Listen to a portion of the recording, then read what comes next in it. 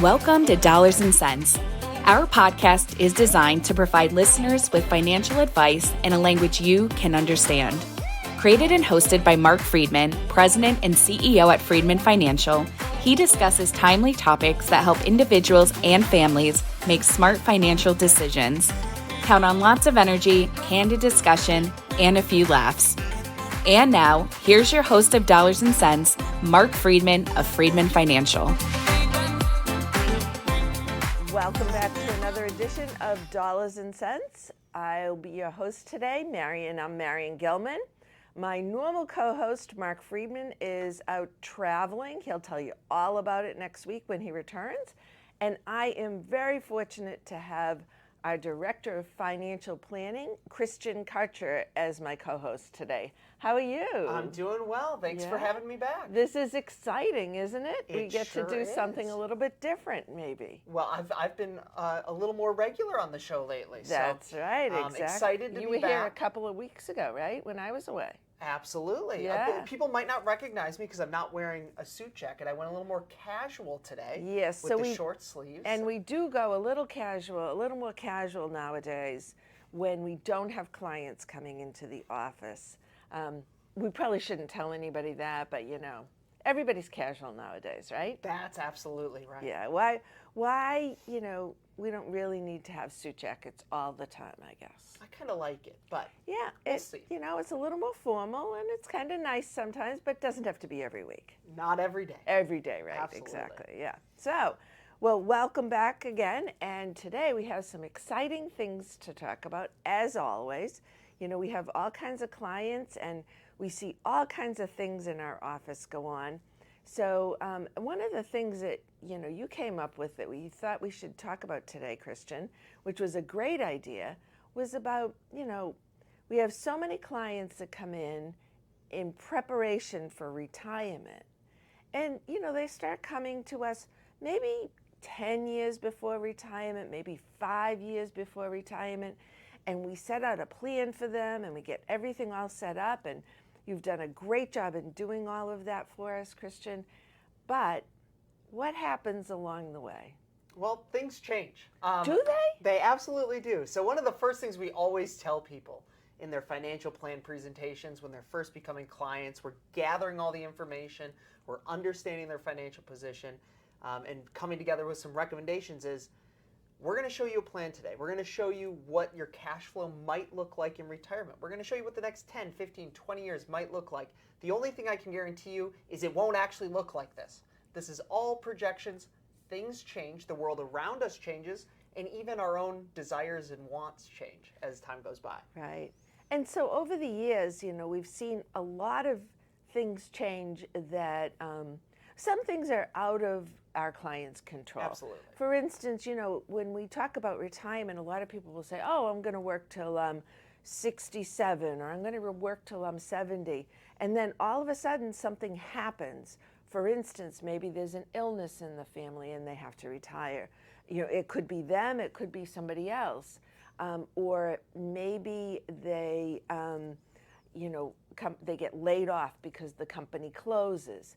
But there are also a lot of things, other things that happen, and some of those are not in your control, but some are in your control that happen that cause people to say, well, you know, question whether or not they should wait that long. Absolutely. And what happens? What do we see around here? Well, so there's a lot. What are some examples? I was going to say there's a lot of different ones. One of them that we run into a lot, just timing-wise, as you're preparing for retirement, a lot of people run into, oh, my kids are now married.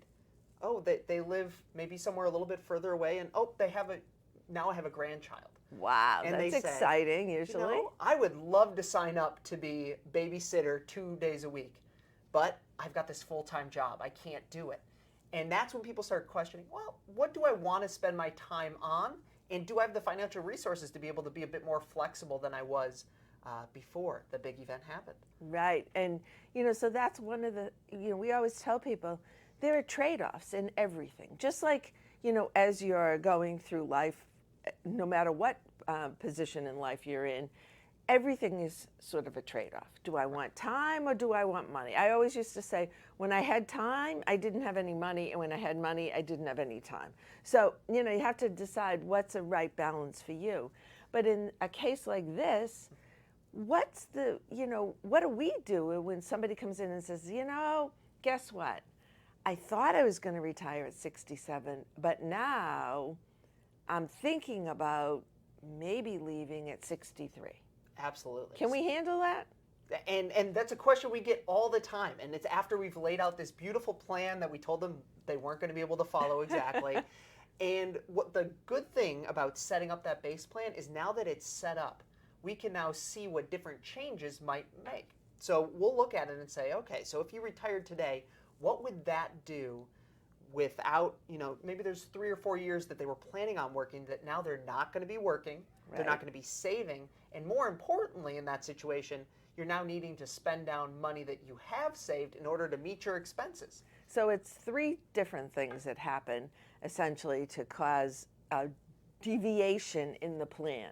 Absolutely. And it often does. It absolutely is going to change how much money you have left at the end of your plan, right, or if you run out of money. But what we do in the office is we're able to have that conversation with people and say, okay, so this is what it would look like if you did retire today. And let's just say they went from a position where they would make it to age 100 and have plenty of money still left, but cutting those 4 years out, now they're starting to run out of money in their 90s. Well, we don't just say, okay, sorry, you can't do it. You've got to keep working, keep slaving away. But maybe we say, we have a lot of other clients who have been in this position and have tried successfully different strategies. Some of them being, working part-time, right, finding a less stressful job where maybe, even if it's bagging groceries and making a little bit of money, that at least can prevent you from needing to draw as much from your savings. Or maybe it's consulting. Maybe it's working with your employer to have more flexible hours. So there's a lot of different opportunities there, and we love to talk that through with people and figure out what do they want to do. One of the other things you can do is you can say, maybe I don't need to be spending nearly as much as I am now. If I'm going to be entertaining myself with a 2-year-old for the next, few years, maybe I don't need to be going out as much or to be, Sure, absolutely. And, one of the other things we can look at as well that a lot of people don't even consider in the financial plan, and we don't either typically, but a lot of individuals around here have a house that's worth a lot of money, and they may or may not want to stay in that house. So that also could be a backup resource to allow people some flexibility. Yes. As to what, And especially if we're talking about an example where you have grandchildren who might be not around locally. Yep. All of a sudden, if you own a home in Massachusetts, and let's say your children end up where I'm from, in Wisconsin, the difference in home prices is pretty significant. If you say, we want to move out there, get to spend more time with the grandkids, watch them grow up, and we're willing to make that move, that opens up a ton of flexibility because of just the cost of living difference between the two places. Right. Well, fortunately, we do have this financial planning program, so it can allow people a little more comfort in their making these decisions. What are some of the other things that might occur that get people to question whether or not they're going to work until a certain age, where they're going to retire at 67, say? What else might come up? Well, health issues you had talked about earlier, right, either for yourself or very often we'll also see for parents. Yes. So taking care of your own parents who might be needing additional care if they're in their 80s and 90s or hundreds. Right. That it can be a big job. That can be a full-time job. That can. And so we see a lot of people who are retiring earlier than they had anticipated because they say, I really want to make sure I'm helping take care of my parents because there's a lot of work that needs to be done. And once again, we can run those scenarios in our financial planning program, but also, maybe some of the things that you thought you were going to do in retirement in those early years, For instance, maybe you thought, oh, I'm going to spend a lot of money on travel. And now if you have a sick parent or somebody who needs care, whether it's a spouse or a parent or whomever, you might not be spending your money on travel anymore. So sometimes it's a trade-off in that respect. Might not be, ideal, but once again, spending time with a parent or somebody can be very rewarding as well. Oh, absolutely. Yeah. And that is one that you run into, especially when you're the primary caregiver for an older family member. Traveling can almost be stressful because you're worried about that phone call. You're worried about making sure that someone else can step in and care for them how you have been caring for them. It's something we see a lot. Yes.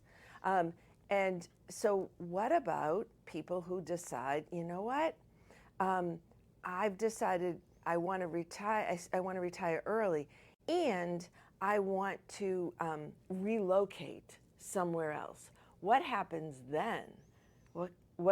How can we help them decide whether or not this is a possibility? Absolutely. It goes back to that basic plan that we've drawn out that says this is what it looks like currently, and we say, okay, so what would it look like if you both retired early and then you moved?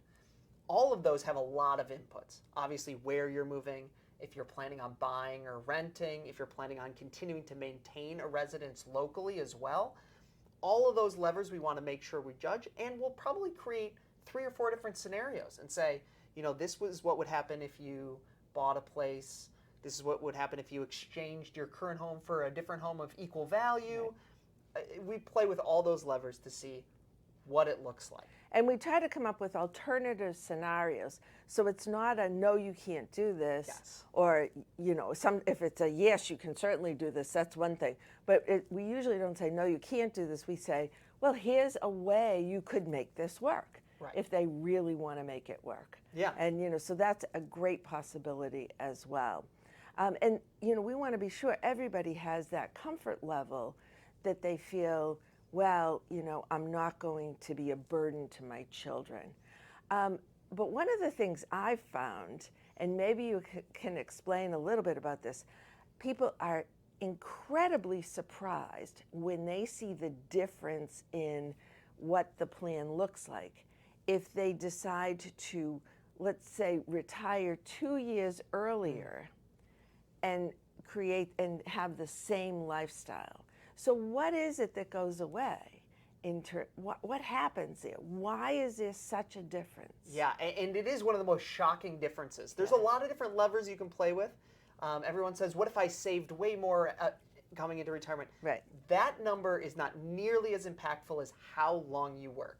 Right. We kind of talked about it earlier, where it is you not only are no longer making an income, you not only are no longer saving additional money. Remember, you're typically saving into your 401k. Absolutely. Whether or not you do any other saving. Right. So at least into your retirement plan, you're not getting that. And then you are still spending money, and that money's got to come from somewhere. Very often, if you're retiring early, you don't have Social Security. And so that entire burden of all of your living expenses comes from your retirement accounts or your investment accounts. And sometimes you don't even have Medicare. So you have to pay attention to where you're going to get your health insurance from. And you can certainly get health insurance, but it can be very costly, and that can also eat into a plan. Absolutely. Yeah. So, you know what? I mean, this is great.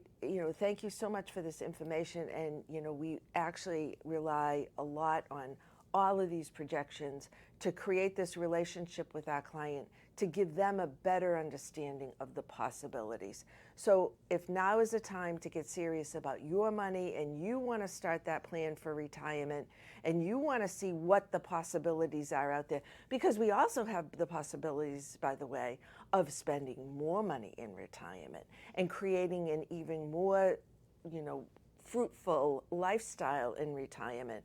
A lot of people who come to us don't even realize how much money they actually have and how much they can spend. But we'd love, if now's the time that's right for you, give us a call at 978-531-8108. That's 978-531-8108. Or you can visit us on the web at freedmanfinancial.com. That's Freedman. 2 E's and a D.